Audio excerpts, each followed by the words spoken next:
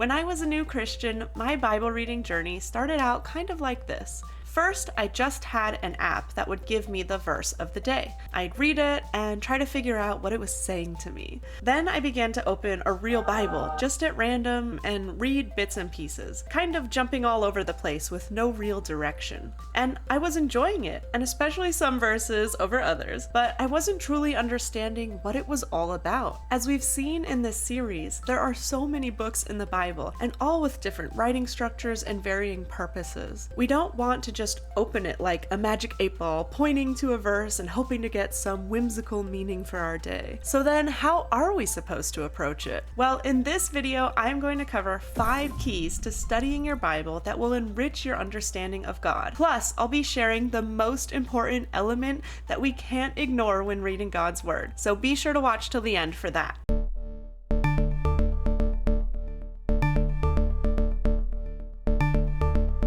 Number 1, context is key. When you're reading scripture, you want to make sure that you're not just singling out one verse, but looking at the context, what is before and after the statement.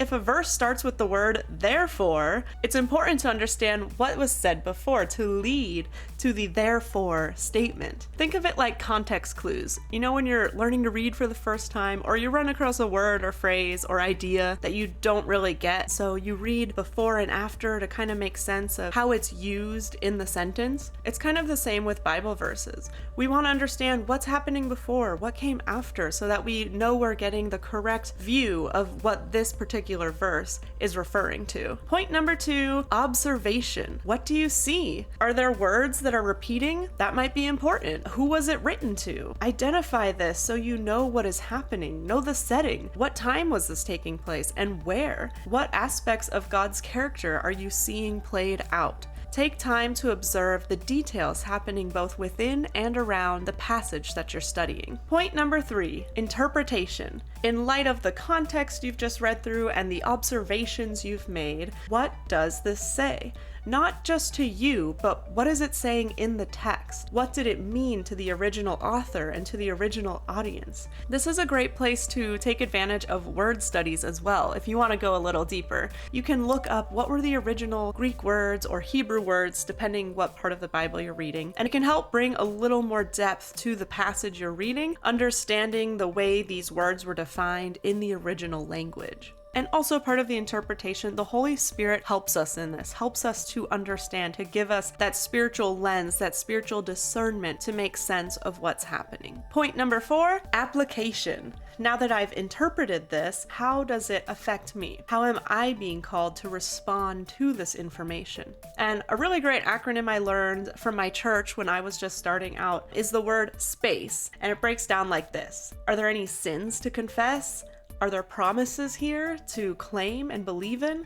What attitude might I have to change? Are there commands here that I need to obey that I'm not in my life currently? And examples to follow. Are there examples here of faith, of trust, of empathy and compassion for others, of generosity? We can be asking ourselves these questions as we're reading through the passage to see how we can apply what we are reading right here and now in our lives. Number 5, correlate it with other scriptures. You can use tools to cross-reference between different verses that have similar meaning or word structures. There are so many tools online for this, by the way. And also this really helps because we see if what we've interpreted really matches up with other scriptures. God's word is not going to contradict itself. So when we can look at 2 different passages in their full context and get the same interpretation, we can see that we're on the right track here in understanding what the Lord is trying to say to us.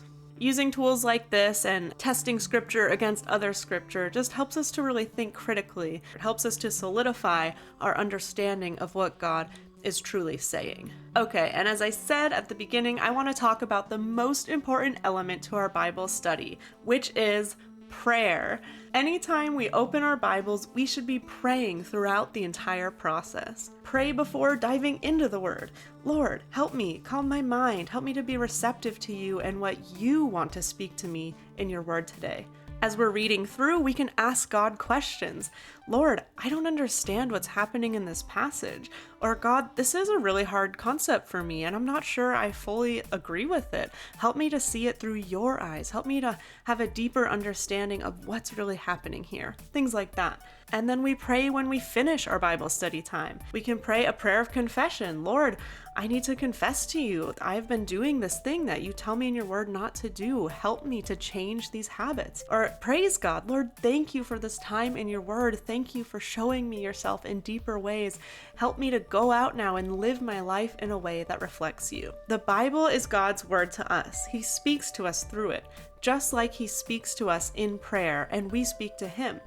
And for that reason, God's word and prayer are inseparable. You really can't have one without the other. Reading the Bible with intentionality helps us to grow in our faith and relationship with God. As I mentioned at the beginning of this video, learning to read my Bible was and still is a journey. It's not about being perfect and definitely isn't something we want to turn into a checked box on our to-do list. These tools are meant to help us to take things deeper as we discover the joy found in the things of God. The more I grew in my faith, the more hungry I became for reading God's word. Studying the Bible is like eating something delicious. When you're enjoying an incredible meal, you want to savor each bite as you experience all the flavors coming together in a tasty harmony. You want to find out what that recipe is so you can recreate it at home. So it is when we take the time to really ponder on and pray through what we read in Scripture. The many flavors of God's Word reveal His goodness, and we become more and more transformed as He renews our minds and equips us to live a life reflective of Him. To learn more Bible basics or for other creative videos that help deepen your faith and relationship with God, check out these next. This has been KO, here with you to create eternal perspective.